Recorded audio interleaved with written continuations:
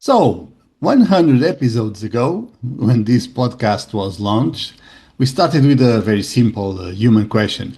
Who actually does European projects?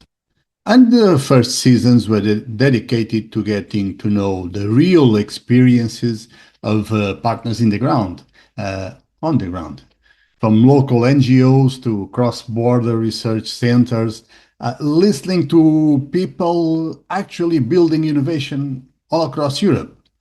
Then naturally the question shifted to the mechanics a little bit. Started to be how do we get funded? How do we master the open calls? But as we navigated those first seasons, the backdrop of our world was already structurally shifting. The pandemic had passed, but the war in Ukraine had fundamentally altered Europe's security. So we went to asking a much more dangerous question, but also a strategic question. Are we funding the right future, or are we just funding our own extractive dependency? Just think about our last episode with Jan Gerlach from the Wikimedia Foundation. While tech giants build trillion-dollar AI models trained on the open knowledge of Wikipedia, who is actually paying to keep the servers running? Are we letting platform capitalism deplete our digital public goods? So, welcome to the celebration of 100 episodes of InnovEU, the EU Project Chronicles. Today, I'm going to distill the absolute best insights from these 5 seasons with dozens of global experts and over 150,000 data points into a single roadmap for your next project. So if you want to know exactly what evaluators, VCs, and European decision makers will be looking for in the next decade, stay put. Let's connect the dots.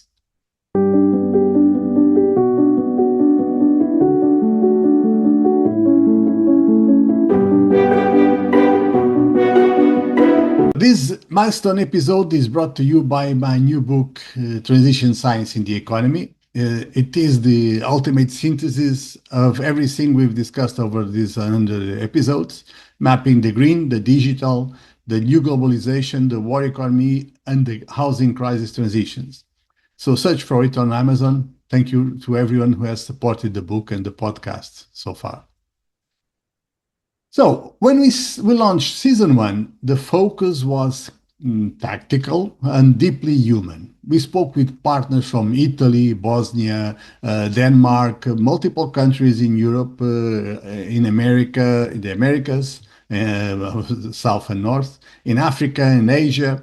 We explored capacity building, social economy, and the foundations of EU consortium. The goal there was to build partnerships that would actually work in the real world. By season two, we had to confront the macro strategy. We analyzed the Draghi report and the Global Innovation Index. We learned from our guests that writing a good proposal wasn't enough. If the structural foundations of Europe were fragmenting, it wasn't enough. The realization was kind of brutal. Europe was producing great science, but failing at scaling it. Then in seasons 3 and 4, we stopped looking at isolated funding calls and start looking at the 5 structural transitions reshaping our world. So we brought in experts to show us how the green transition might fail without proper digital integration, for example. We exposed the painful truth of the housing crisis transition, that you cannot have a dynamic, innovative workforce if a whole generation is priced out of living in our major cities. And we mapped the reality of the war economy, which was already redefining in Europe's industrial and funding priorities from day one in this episode. Actually, not just Europe's, but it has been more dramatic in Europe. The biggest lesson from these seasons: balance. You cannot win a research grant today just by pitching a green idea. If, on the other hand, you ignore digital and social externalities, for instance, you must answer multiple transitions at once. Well, that brings us to season 5. The season where we took off the gloves and asked who actually owns the future that this research, these projects are supposed to build. We brought in the heavyweights of global tech policy. So we had Nick Snisek taught us that Europe's strategic advantage isn't pushing the trillion-dollar frontier, but mastering diffusion and interoperability. We had Luke Julia, the co-creator of Siri, shocked us by revealing that 95% of AI pilots fail because they just chase the hype instead of building practical ROI on the data layer. And his three-layer conception of AI was the most important notion I learned in this podcast, I have to admit it. But then we had Gemma Galden-Clavel. She proved that algorithmic auditing is defying gravity engineering constraints that ensures true digital sovereignty. And as Cory Doctorow and Ethan Zuckerman warned us, when platforms operate without constraints, like the ones Gemma told us, they don't innovate, they extract, they trap your data, which brings us back to our conversation with Jan Gerlach. Wikipedia is one of our last open infrastructures. If your EU-funded AI project relies on extracting data from the data commons without contributing back to its sustainability, you are participating in the lazy tech and platform extraction that Gemma told us about. So the consensus from season 5 so far, it's not over yet, is a warning to every deep tech founder and researcher. Don't build your innovation on extractive infrastructure. Own your data layer, budget for technical compliance, and fund the resilience of public goods. So today, this is the ultimate decision question for the next 100 episodes of your career. When you write your next funding proposal, or when you pitch your next startup to an investor, ask yourself this. Am I proposing an isolated technological gimmick that relies on extracting value from public infrastructures?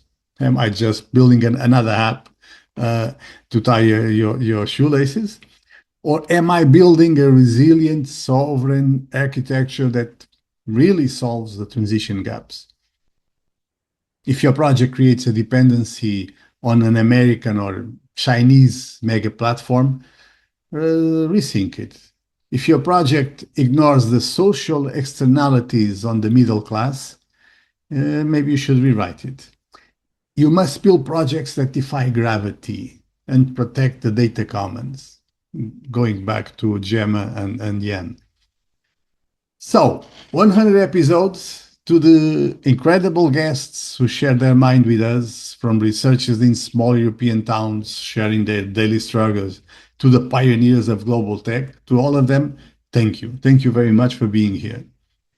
To those of you who listen, subscribe, restack, and share this podcast with your consortium, your consortia, your friends, your partners, thank you. Thank you very much.